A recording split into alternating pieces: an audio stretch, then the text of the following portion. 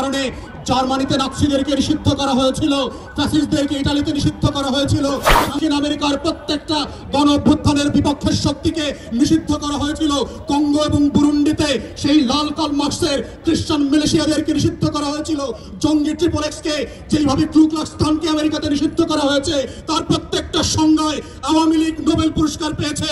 এবং ঠিক একই কারণে আওয়ামী লীগ নামক কোন এন্টিটির রাজনৈতিক দল আকারে কোন সুবিধা পাবার কোন সুযোগ 24-এর গণ অভ্যুত্থানের পরে স্বাধীন বাংলাদেশে আর থাকতে পারে না। শহীদের রক্ত দিয়ে দেয়ালে দেয়ালে আওয়ামী লীগের ভবিষ্যৎ লেখা হয়ে গেছে। ওই ভবিষ্যৎ কোন কালো কালি দিয়ে মুছে দিয়ে আবার নতুন করে লেখবার প্রয়োজন হবে না। প্রিয় আয়োজক বৃন্দ, উপস্থিতি, গত 17-18 বছর ধরে দিল্লির আধিপত্যবাদ এবং বাংলাদেশের স্বাধীনতা সার্বভৌমত্বের সবচেয়ে বড় শত্রু আওয়ামী ফ্যাসিবাদের কবলে বিভিন্ন সময় বিভিন্ন নামে এবং বিভিন্ন ব্যানারে যারা শহীদ হয়েছেন তাদের রুহের মাগফিরাত কামনা করছি এবং শহীদ পরিবারের সদস্যরা যারা উপস্থিত আছেন তাদের প্রতি আমাদের দোয়া, সমবেদনা এবং এই লড়াইয়ের সাথে একাত্মতা ঘোষণা করছি। বাংলাদেশে এই বিচারের দাবি দেওয়া নিয়ে অনেক বক্তারা ইতিমধ্যে কথা বলেছেন।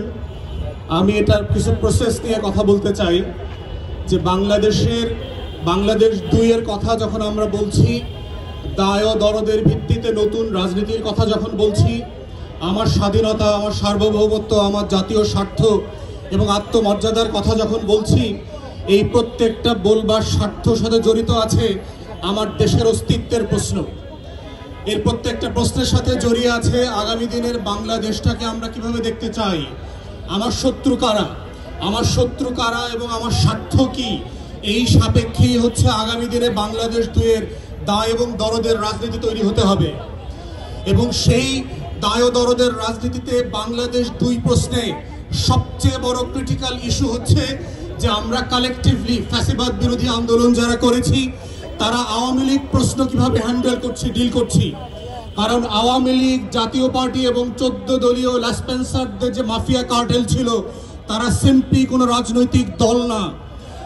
যারা মনে করে থাকেন যে রাজনৈতিক দল আকারে ইন্টারন্যাশনাল কনভেনশন মোতাবেক যেই সিভিল পলিটিক্যাল রাইটস তারা প্রিভিলেজ আকারে পাওয়ার কথা ছিল তারা সেটা পাবেন। জাতিসংঘের মানবাধিকারের রিপোর্টে যেটা বলা হচ্ছে, তাদেরকে যেহেতু তারা রাজনৈতিক দল, তাদেরকে নিষিদ্ধ করা যাবে না। তাদের কাছে আগের প্রথম প্রশ্ন হচ্ছে আওয়ামী লীগ রাজনৈতিক দলের ডেফিনেশনে পড়ে কিনা, সেইটা আগে আদালতে আওয়ামী লীগকে প্রমাণ করতে হবে।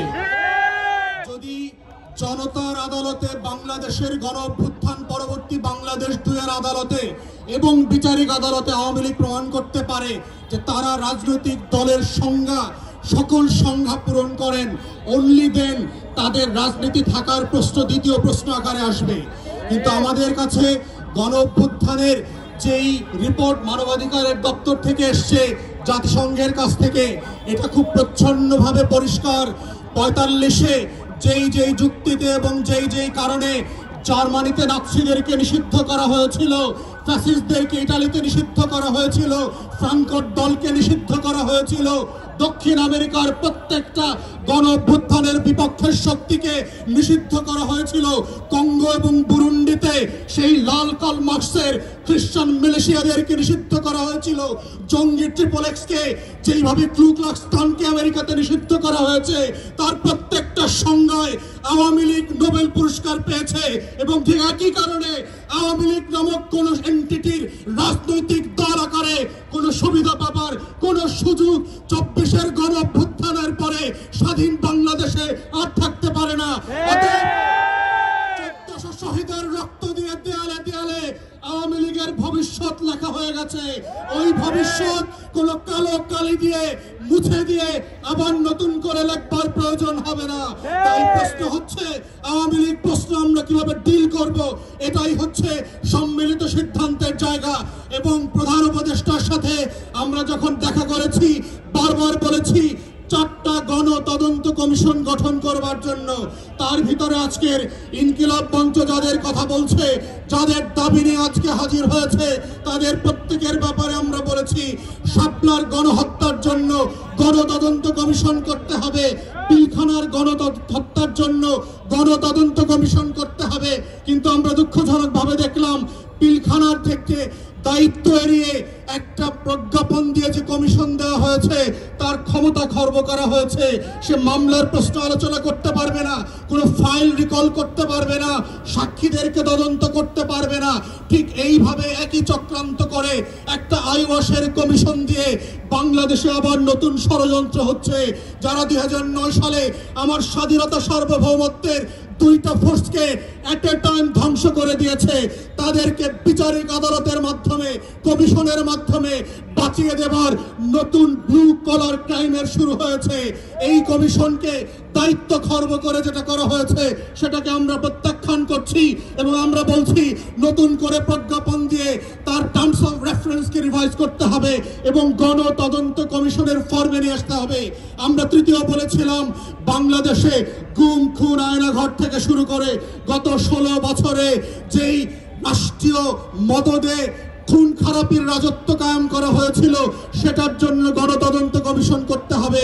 ঠিক একইভাবে দেখলাম একটা গুম কমিশন করা হয়েছে যার ক্ষমতা নাই, যাকে অযোগ্য লোক দেওয়া হয়েছে, পাবলিকলি সাফিসিয়েন্টলি ম্যান পাওয়ার দেওয়া হয় নাই। গণতদন্তের যে ফর্ম আমরা বলেছি, যে কাঠামো প্রস্তাব করেছিলাম, সেই কাঠামো পর্যন্ত দেওয়া হয় নাই। ঠিক একইভাবে প্রধান উপদেষ্টাকে আমরা বলেছিলাম জুলাই আগস্টের গণ অভ্যুত্থানকে ঘিরে একটা গণতদন্ত কমিশন করেন এবং আমরা এটার ফরম্যাট পর্যন্ত একাধিক উপদেষ্টাকে দিয়েছি। আমেরিকার কংগ্রেশনাল হিয়ারিং এর মডেলে, সিনেট হিয়ারিং এর মডেলে, ব্রিটিশ এবং ইউরোপিয়ান পার্লামেন্টগুলোতে যেভাবে উন্মুক্ত শুনানি হয় সেই শুনানির মডেলে করে সেইখানে গণতদন্ত কমিশন হতে হবে। আজকের ইনকিলাব মঞ্চে এসে যেইভাবে শহীদরা তাদের বক্তব্যের কথা বলছে, সেই উন্মুক্ত শুনানিতে যেটা পিটিভি লাইভ সম্প্রচার করবে, সেখানে শহীদ পরিবার এসে তার গল্পের কথা বলবে, তার কষ্টের কথা বলবে, তার আকাঙ্ক্ষার কথা বলবে। আগামী দিনে আওয়ামী লীগের রাজনীতি থাকবে কি থাকবে না সেই কথা 1400 শহীদ পরিবারকে সিদ্ধান্ত নিতে হবে। সুশীল উপদেষ্টার কথায়, কোন শাশুড়ির কথায়, দিল্লির কথায় সেই সিদ্ধান্ত হবে না। আমাদের বক্তব্য খুব পরিষ্কার, গণ অভ্যুত্থানের পক্ষের শক্তিরা গণতদন্ত কমিশনে গিয়ে উন্মুক্ত শুনানিতে অংশ নিয়ে বাংলাদেশের কোটি কোটি নাগরিক যেখানে নিবন্ধন করে তাদের মতামত দিতে পারবে, সেই মতামতের উপরে ভিত্তি করে আওয়ামী লীগ প্রশ্ন, গণহত্যার প্রশ্ন, জাতীয় পার্টি এবং 14 দলীয় দিল্লির গোলামদের ভবিষ্যৎ কি হবে সেইটা সিদ্ধান্ত নিতে হবে এবং সেই সিদ্ধান্তের উপরে ভিত্তি করে আওয়ামী লীগের ভবিষ্যৎ নির্ণীত হবে। এই প্রস্তাব দেবার 7 মাস 8 মাস পেরিয়ে গেলে পরে আমরা দেখতে পাচ্ছি জুলাই গণহত্যা নিয়ে কোনো উচ্চবাচ্য করবার আয়োজন দেখতে পাচ্ছি না। জুলাইয়ের গণকবর যেটা আমরা আগস্ট সেপ্টেম্বরে ভিজিট করেছি, সেইখানে উপদেষ্টাদের যাবার কোনো মদত দেখতে পাচ্ছি না। অথচ এখানে অনেক উপদেষ্টা দেখেছি 71-এর চেতনা বিক্রি করতে করতে 14ই ডিসেম্বরের শহীদদের কবর জিয়ারত করতে করতে মুখে ফেনা তুলে ফেলেছেন, কিন্তু রায়ের বাজার বধ্যভূমিতে জুলাইয়ের 114 শহীদের কবর জিয়ারত করার সময় তাদের নাই। প্রধান উপদেষ্টাকে বলছি এই শহীদরা না থাকলে প্রফেসর মোহাম্মদ ইউনূস আপনি আজকে জেলে থাকতেন। লিফট ছাড়া, বিদ্যুৎ ছাড়া বিল্ডিং এর 6 তলায় হাসিনা আপনাকে উঠবস করাইতো, সেই দিনের কথা ভুলে যাবেন না। আপনার মামলাগুলো আজকে আদালত দিয়ে নাই করে দিয়েছেন। এই নাই করার রাজনীতি হইতো না, আপনার মামলা চলতো। যাদের কারণে, যাদের রক্তের কারণে আজকে আপনি বেকসুর খালাস, যাদের রক্তের কারণে আপনি প্রধান উপদেষ্টা হয়েছেন, তাদের রক্তের বদলা যদি না নেন আপনাকে আগামী দিনের মানুষ ক্ষমা করবে না। বাঙালির চরিত্র বুঝতে হবে। তারা প্যারিস থেকে এসে এনে নায়ক যেভাবে বানাইতে পারে, তারা মির্জাফরের মতো খলনায়ক বানাইতে পারে। রক্ত দেওয়া শহীদ পরিবারের এই ইতিহাস ভুলে যাবেন না। তাই আমাদের বক্তব্য হচ্ছে গণতদন্ত কমিশনের মধ্য দিয়ে আওয়ামী লীগ প্রশ্ন রিজলভ করেন এবং আমরা বারবার বলেছি বিভিন্ন প্রেসে এবং টকশোতে কি কি অপশন হতে পারে। প্রথম অপশন হচ্ছে নাৎসি মডেলে আপনি আউটরাইট আওয়ামী লীগ, জাতীয় পার্টি এবং 14 দলকে নিষিদ্ধ করে দেবেন। দ্বিতীয় অপশন হচ্ছে যদি ট্রুথ অ্যান্ড রিকনসিলিয়েশন ফর্মে যান সাউথ আফ্রিকার মডেলে, তাহলে কাদের বিচার করবেন, কোন কোন অপরাধের বিচার করবেন, আর কাদেরকে তওবা কমিশন করে হেফাজতের আলেমদের সামনে ক্ষমা চাওয়া মাফ করাইতে হবে সেইটা আলাদা করতে হবে। এদেরকে আওয়ামী লীগ যেহেতু আমাদেরকে 3টা নির্বাচন থেকে বঞ্চিত করেছে, তার রাজনীতি নিষিদ্ধ না হলেও আগামী 3টা নির্বাচনকে আওয়ামী লীগ এবং জাতীয় পার্টিকে ন্যায্যতার ভিত্তিতে বঞ্চিত করতে হবে। কারণ সেই জাতিকে নির্বাচন করতে দেয় নাই, ভোট দিতে দেয় নাই। আওয়ামী লীগের কোন পদস্থ নেতা ওয়ার্ড ইউনিয়ন থেকে শুরু করে যারা এমপি মন্ত্রী হয়েছে গত 16 বছর, তারা বাংলাদেশে আর কোনোদিন রাজনীতি করতে পারবে না। এইরকম শর্ত করে গণতদন্ত কমিশনের মাধ্যমে প্রয়োজনে গণভোটে দিয়ে আওয়ামী লীগ জাতীয় পার্টির প্রশ্ন ন্যায্যতার ভিত্তিতে সমাধান করবার মধ্য দিয়েই আজকের এই শহীদদের বিচার ফয়সালা হইতে হবে, এই দাবি আহ্বান রেখে আমার বক্তব্য এখানেই শেষ করছি। সবাইকে অসংখ্য ধন্যবাদ। আসসালামু আলাইকুম। বিচার বিচার বিচার চাই, ফাঁসি ফাঁসি ফাঁসি চাই।